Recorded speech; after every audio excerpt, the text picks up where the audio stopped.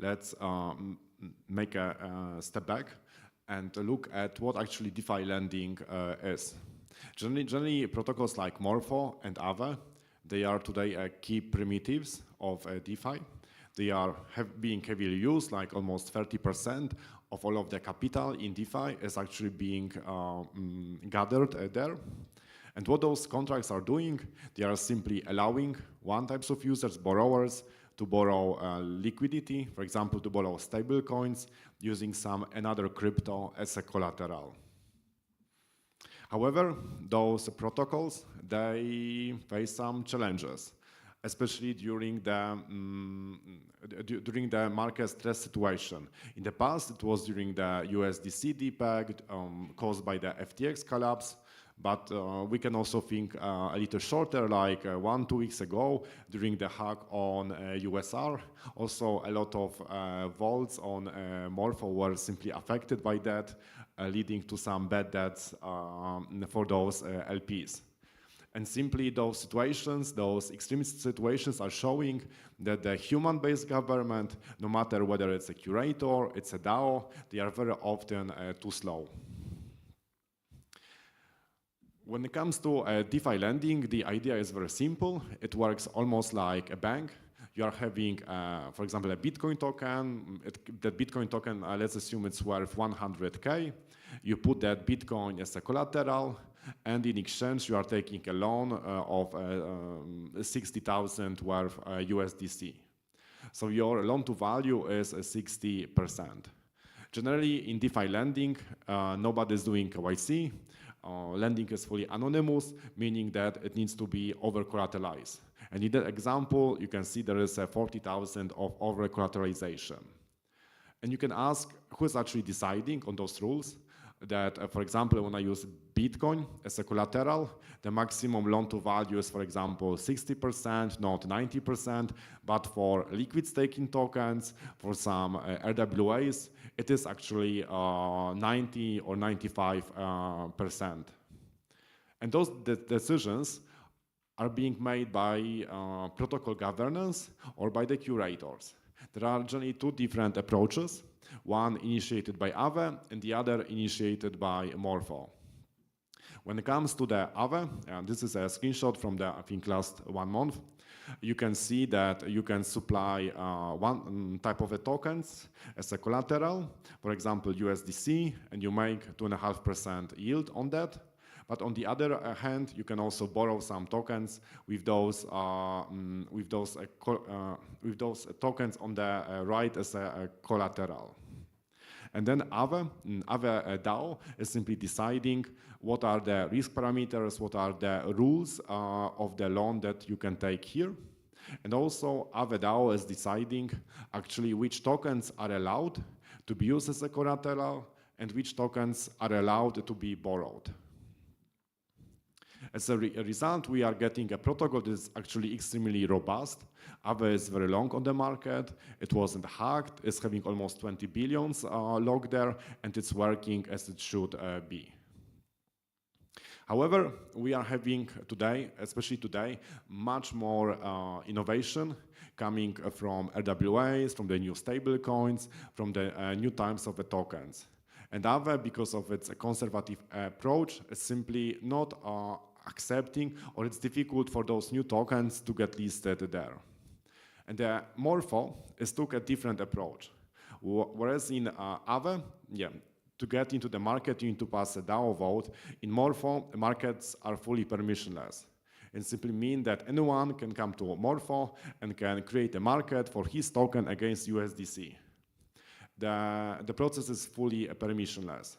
However, there's a trick. And because those markets in Morpho are isolated, meaning that there are different cryptocurrency pairs, like you can see in that example, CB Bitcoin against USDC or SUSDS against USDT.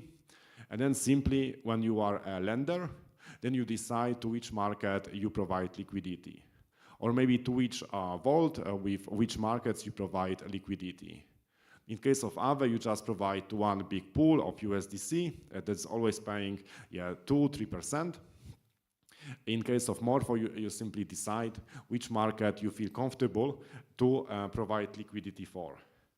And the difference is quite important because those markets are permissionless, anyone can create them, anyone can put any risk parameters he wants, and simply some of those markets, they can be quite risky, although they are yielding very high yield. And simply vault curators, there are kind of intermediators that are stepping in, and they simply analyze those risk parameters.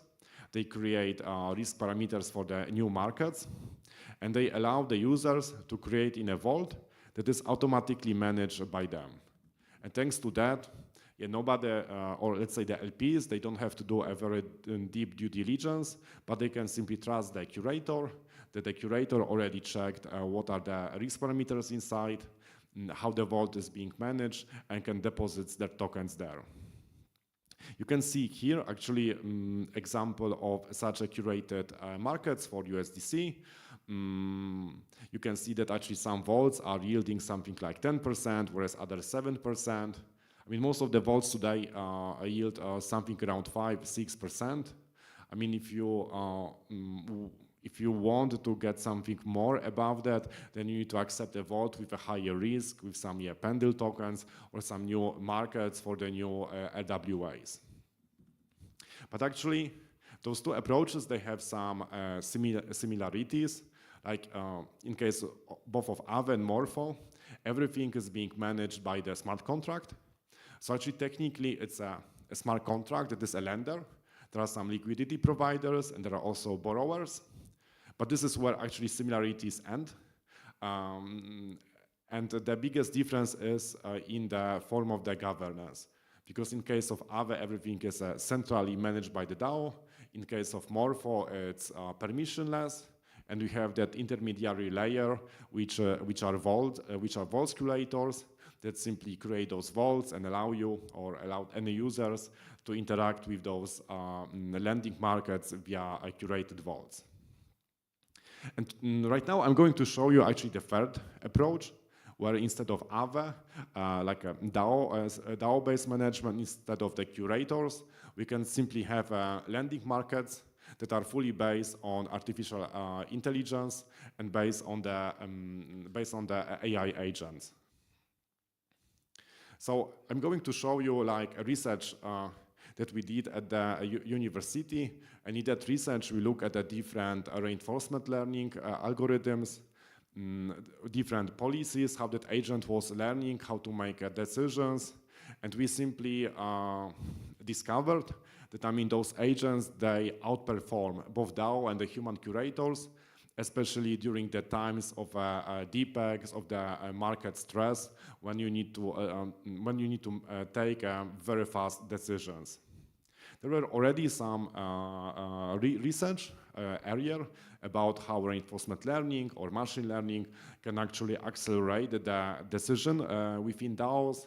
Here we're taking like an extreme approach, and we simply propose that AI can actually replace the curator and manage the markets by itself.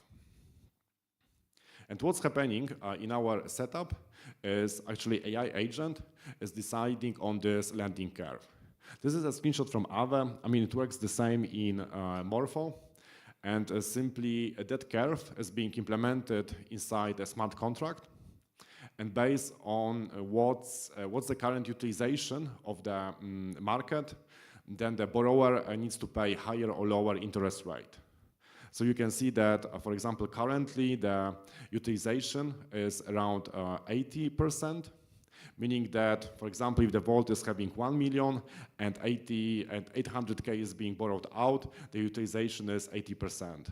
And in case of the 80% utilization of the market, then simply the interest rate are around 2%.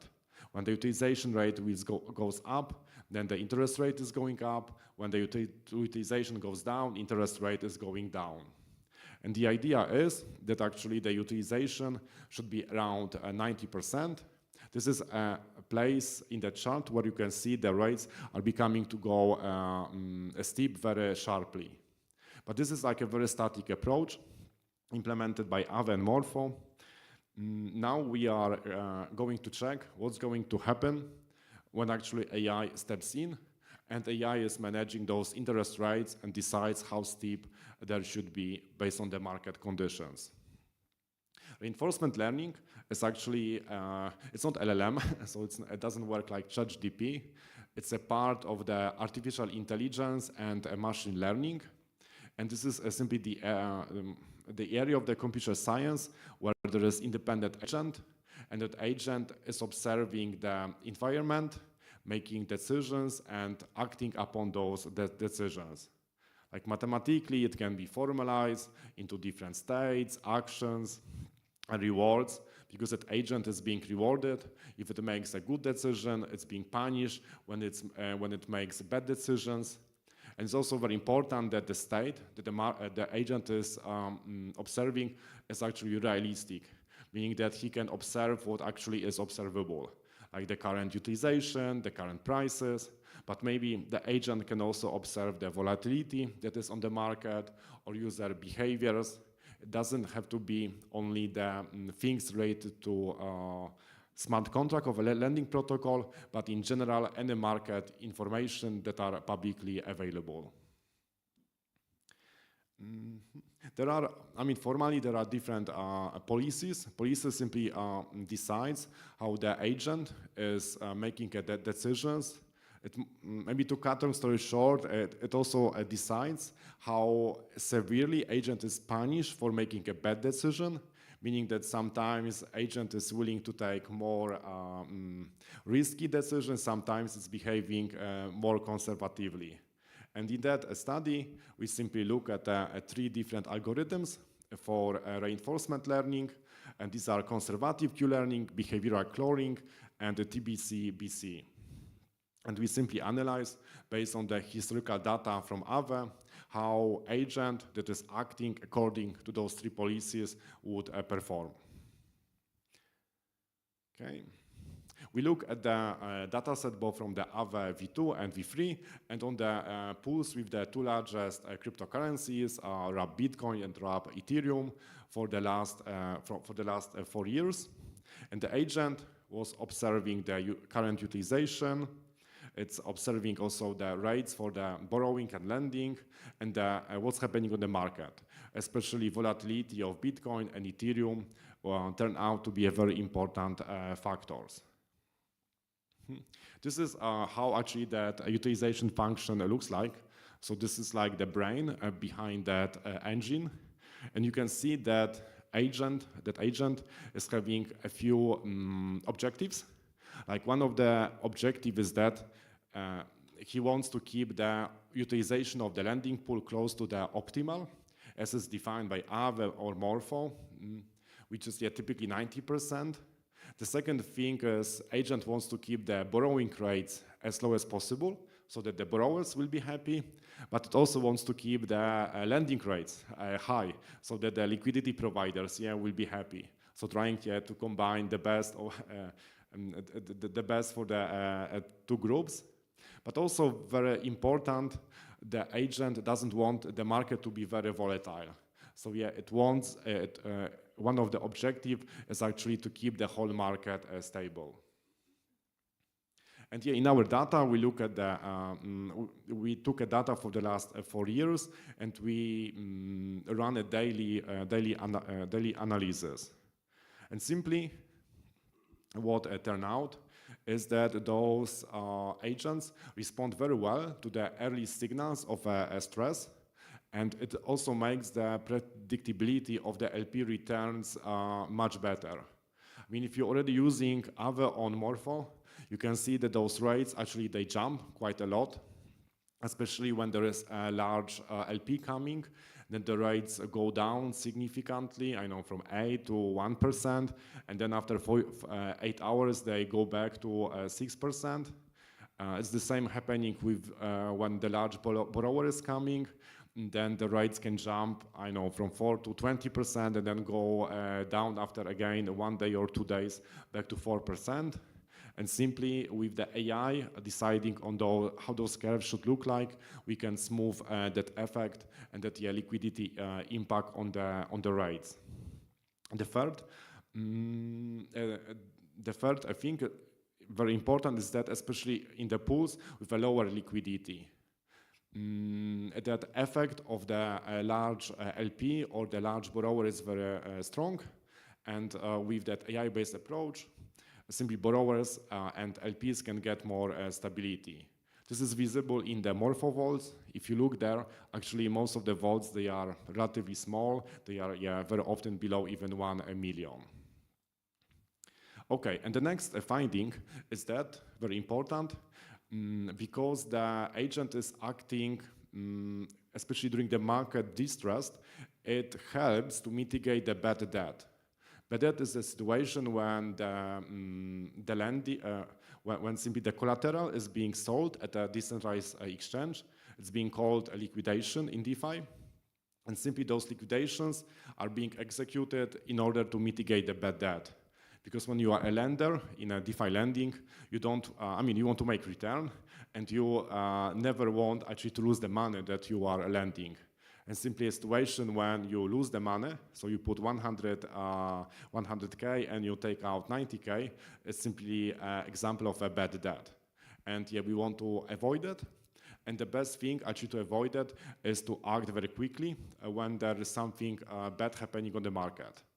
And again, there was a very good example 2 weeks ago with USR, where actually some curators managed to close their positions and liquidate it very quickly, whereas others were rather slow to respond, and or even they had bots that were seeing the high yield for those markets, and they were, instead of decreasing exposure to that market, they start to increase it. And they are in a serious situation now with a potential high bad exposure. And I mean, it's also showing that it's very difficult to fully automate those things purely based on the static simple rules. But we need some engine, we need some AI that will be acting. And the similar situations happened in the past during the FTX collapse and the related USDC DPEG with Silicon Valley Bank, and the area if crashes. In all those situations, simply AI agent, which is observing the volatility on the market, can actually distinguish that what's happening is actually what's happening currently is a DPEG. And even those interest rates are spiking, this is not a situation where you should put more money as a liquidity provider, but this is a situation when you should withdraw your money because the market volatility is suspiciously high. Okay, I mean, also AI agents, they can make not always the perfect decisions. So maybe very important work is on the guardians. Guardians are like another type of the actors that simply supervise what AI agents are doing, and they are making sure that the agents actually are acting within the mandate and the policy they are having. That's the one very important area of the, I would say, further research or applications. And the other one is about using zero knowledge to make sure that actually what we see in the pool and also what the agent is doing is honest. The issue with those AI agents is very often, and it's also in our case, the agent was running outside of the blockchain. So it was running in the cloud, doing the calculations there, and then simply sending information on chain with the current decisions. So you can always ask whether that agent is honest or what's happening inside its logic on the cloud. And here zero knowledge can be a perfect solution. Okay, so maybe to conclude, AI agents, they are like a potential improvement for the DeFi protocols. Like we have Aave, we have Morpho, introducing the vaults. However, both of those protocols, they assume the interest rates are static. They are statically implemented inside a smart contract. And yeah, here we propose that actually those rules then can be automatically adjusted, but within the predefined ranges. Okay, our work is actually accessible online, so you can download it. There is no paywall. And if you have any questions, yeah, feel free to ask me now or yeah, reach out after our talk. Thank you.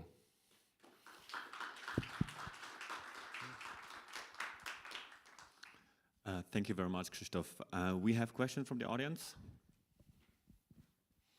So one question, slide 24, you had essentially the results of what you pre and post training. Now, that one. Did you train your agent on the full data set and then evaluate it on the full data set, or did you train on a subset of that and evaluate on another period? Yeah, that's actually, thank you, very good question. So it was the second. So we train the agent on one subset and we evaluate it on a different one. Which period is the evaluation period then? Because the data set was 21 to 25. Yes, I think we split it like the first, there were some months in every year when we were learning, and also like a random months when we were evaluating.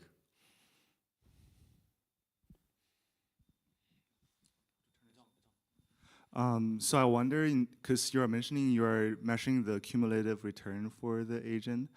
So I wonder, how does it take into account of like liquidation and losses from that, like which kind of variables you were using?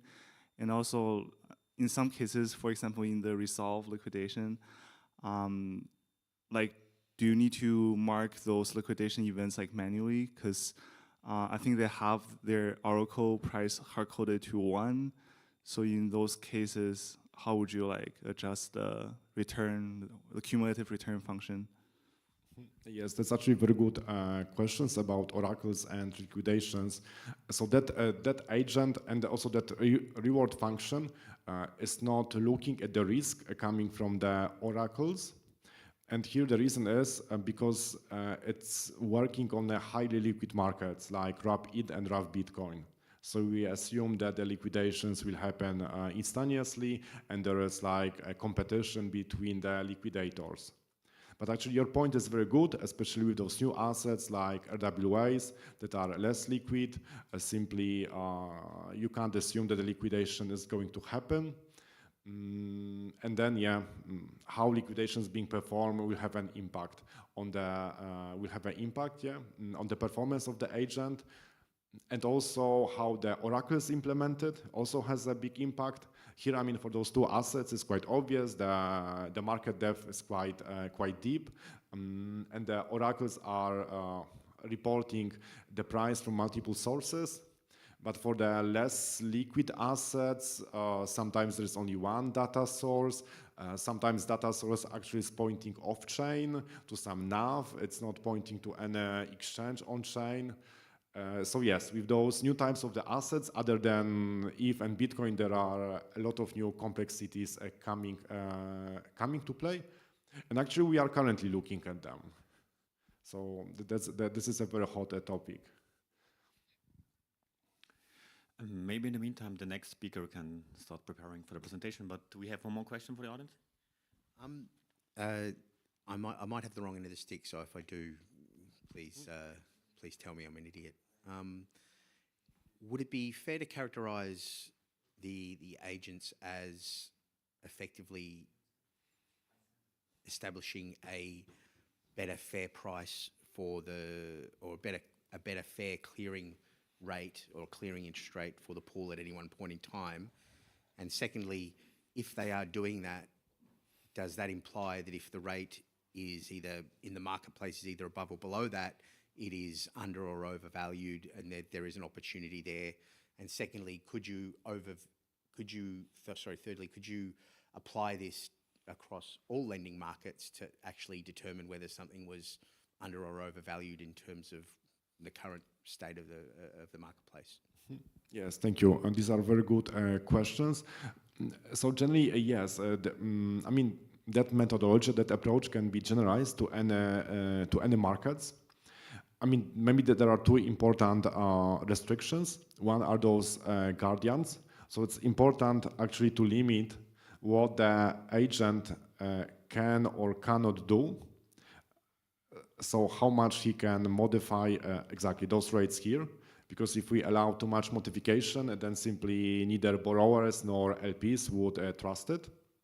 And also the second thing about making it more general for other assets, there are those new risks coming from other assets like oracles and liquidations that does not exist for the liquid crypto markets. Thank you. We have a few more minutes before the next speaker starts, so maybe I would like to follow up because I'm particularly interested with the intersection of AI and protocol design, token engineering. I mean, we're here at the token engineering stage, so it would be just appropriate to ask the question of what are your conclusions for a proper and stable design of token systems or protocols? Because with respect to agents, you do not only have kind of the security risks of like it is a black box, you don't know what's actually happening, but also you give a lot of freedom to the agent to enact on the governance of a system. So I would be especially separated in how do you ensure properties, or how do you separate the protocol functioning and make sure that we have a robust, stable system, versus how can you optimize the governance with the solution that you propose? Yeah, thank you, Krzysztof. This is a very good question. I mean, and on this slide, you can see a summary of those two approaches that we have today to governance. Like in case of Aave, everything is decided by the DAO. DAO is voting which token can be a collateral, which can be borrowed. DAO is voting about approving risk parameters. Then we have a Morpho that is fully permissionless, and the one can create a market for anything, can put an oracle there. And then we have those intermediaries called curators that are doing some form of a due diligence to make it less risky for users. And now what we are proposing, we are having actually the third option, like the AI agent that is simply taking over the protocol governance. And I believe that might be difficult in the future to replace, for example, Aave DAO with an AI agent making all of the decisions. But in the markets like Morpho, where anyway they are permissionless, they have curators. I mean, curators or a big part of their activities, they can be replaced by the AI agents. Perfect. Thank you so much. Thank you so much, Krzysztof. You can wrap it up. Thank you.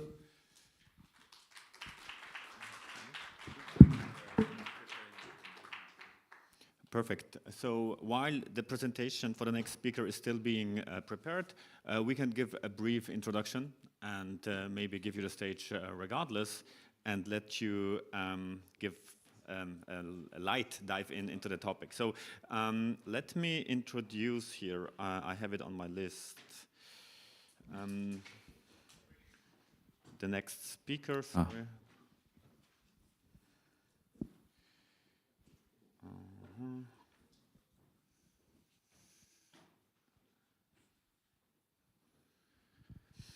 So we are trying to answer is how whether challenge-based optimistic protocols are truly incentive safe.